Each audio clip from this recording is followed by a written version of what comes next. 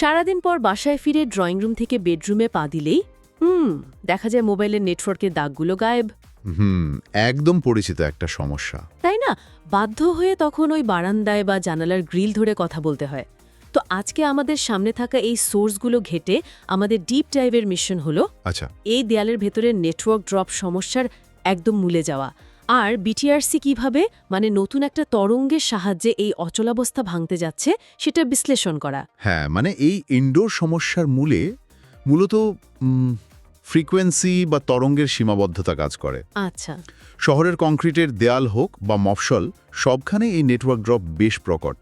তবে রিপোর্ট বলছে বিটিআরসি 8.4 মেগাহার্জের একটা বিশেষ ইএসএম বা এক্সটেন্ডেড জিএসএম ব্যান্ড নিয়ে কাজ শুরু করেছে। হ্যাঁ, টেলিকম দুনিয়ায় একে ইনডোর কভারেজের ম্যাজিক ফ্রিকোয়েন্সি বলা হচ্ছে। Magic frequency. এই ইজিএসএম বা লো ব্যান্ড ফ্রিকোয়েন্সির বিষয়টা আরেকটু পরিষ্কার করা দরকার। হ্যাঁ নিশ্চয়ই। সোর্সগুলো পড়তে গিয়ে আমার মনে একটা ধারণা তৈরি হয়েছে, এটা কি অনেকটা ওই হাসপাতালের এক্স-রের মতো কাজ করে? এক্স-রে এক্স-রে যেমন চামড়া ভেদ করে ভেতরের হাড়ের ছবি তোলে, তেমনি এই তরঙ্গ কি দেয়াল ভেদ করে সিগন্যাল পৌঁছে দেয়? আসলে এখানে একটা বড় বৈজ্ঞানিক ভুল ধারণা আছে যেটা অনেকেই মনে করেন। তাই নাকি? হ্যাঁ, সত্যি বলতে এর কাজের ধরন এক্স-রের ঠিক উল্টো। ওহ। এক্স-রে হলো অত্যন্ত হাই ফ্রিকোয়েন্সি বা উচ্চ শক্তির ছোট তরঙ্গ, যেটা নির্দিষ্ট কিছু নরম বস্তুকে ভেদ করতে পারে। আচ্ছা, বুঝতে পারছি। অন্যদিকে এই ইজিএসএম হলো লো ফ্রিকোয়েন্সি বা অনেক বড় তরঙ্গদৈর্ঘ্যের সিগন্যাল। এটাকে বরং শব্দের সাথে তুলনা করা যেতে পারে। সাউন্ডের সাথে? ঠিক। খেয়াল করে থাকবেন, দূরে কোথাও কনসার্ট হলে শুধু বেস বা ঢিবিটিপ শব্দটাই দেয়াল ভেদ করে কানে আসে। হ্যাঁ হ্যাঁ, একদম তাই। কিন্তু শিল্পীর কণ্ঠ বা ট্রেবল আটকে যায়। ওহ, এবার বুঝতে পেরেছি। কারণ বেস সাউন্ডে তরঙ্গ দৈর্ঘ্য অনেক বড়। রাইট। আর সাধারণ হাই ব্যান্ড তরঙ্গগুলো দেয়াল বা কংক্রিটে ধাক্কা খেয়ে আটকে যায়, ঠিক যেমন হাই পিচ সাউন্ড আটকে যায়। একদম ঠিক ধরেছেন। আর ইজিএসএম ব্যান্ডের এই বড় তরঙ্গগুলো সাগরের বড় ঢেউয়ের মতো বাধা এড়িয়ে বা ভেদ করে ঘরের একদম শেষ প্রান্তেও ঢুকে যেতে পারে। তরঙ্গদৈর্ঘ্য বড় হওয়ার কারণেই মূলত এর ভেদন ক্ষমতা বেশি। দেওয়াল এখন আর এই সিগন্যালের জন্য কোনো বড় বাধা না।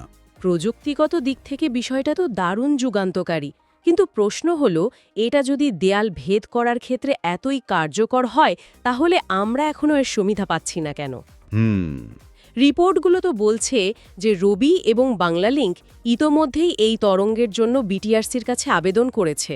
হ্যাঁ, রবি জানিয়েছে তাদের ইনডোর কভারেজের চ্যালেঞ্জ মোকাবেলায় সব ইকুইপমেন্ট রেডি। আচ্ছা। আর বাংলালিংক তাদের টেকনিক্যাল প্যারামিটারগুলো পরীক্ষা করছে। কিন্তু বিটিআরসি সরাসরি স্থায়ী লাইসেন্স না দিয়ে আপাতত 1 মাসের একটা পরীক্ষামূলক ট্রায়াল পিরিয়ড দিয়েছে। ওয়েট, ইকুইপমেন্ট যখন রেডি তখন আবার 1 মাসের ট্রায়াল কেন? গ্রাহকদের কি এই সুবিধার জন্য আরও লম্বা সময় ওয়েট করতে হবে? এই ট্রায়ালটা আসলে অত্যন্ত জরুরি, আর এর কারণ লুকিয়ে আছে ওই বড় তরঙ্গ দৈর্ঘ্যের মাঝেই। আচ্ছা। আমরা একটু আগেই তো বিশ্লেষণ করলাম যে এই তরঙ্গ অনেক দূর পর্যন্ত যেতে পারে এবং বাধা ভেদ করতে পারে।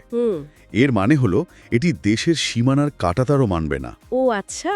সীমান্ত অঞ্চলে এই ফ্রিকোয়েন্সি ব্যবহার করলে সেটা সহজেই পার্শ্ববর্তী দেশের নেটওয়ার্কে ঢুকে যেতে পারে, আর তাদের সিগন্যালে জ্যাম বা ইন্টারফারেন্স তৈরি করতে পারে। রাইট। এবার পুরো বিষয়টা পরিষ্কার হলো। আমার এই লো ব্যান্ড দিয়ে করা একটা সাধারণ ফোন কল হয়তো সীমান্তের ওপারের কোনো নেটওয়ার্কে ডিস্টার্ব করতে পারে। ঠিক তাই।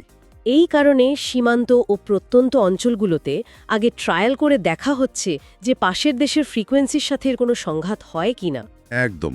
সীমান্ত এলাকার এই পরীক্ষায় যদি এটি সফলভাবে কাজ করে আর কোনো ইন্টারফারেন্স তৈরি না করে, কেবল তখনই অপারেটরদের স্থায়ী লাইসেন্স দেওয়া হবে।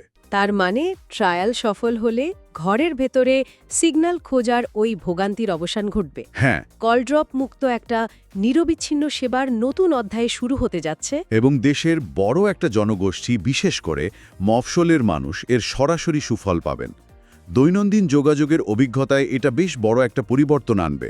দারুণ ব্যাপার। তো আজকের এই আলোচনা শেষ করার আগে একটা বিষয় ভাবার জন্য রেখে যাচ্ছি। প্রযুক্তি যদি এভাবে এগোতে থাকে আর ইটের দেয়াল যদি আর মোবাইল সিগন্যালকে আটকাতেই না পারে, রাইট, তাহলে কি ভবিষ্যতে আমাদের বাসাবাড়ি বা অফিসের ডিজাইনে আলাদা ওয়াইফাই রাউটার বা সিগন্যাল বুস্টারের প্রয়োজনীয়তা একেবারেই ফুরিয়ে যাবে? খুব ইন্টারেস্টিং একটা পয়েন্ট। এই দীর্ঘ তরঙ্গ কি পুরো স্মার্ট হোমের ধারণাটাই বদলে দিয়ে আমাদের বাড়িগুলোকে এক অদৃশ্য নেটওয়ার্ক হাইওয়েতে পরিণত করবে? রাইট। এই প্রশ্নটাই আজ ভাবনার খোরাক হিসেবে থাকলো।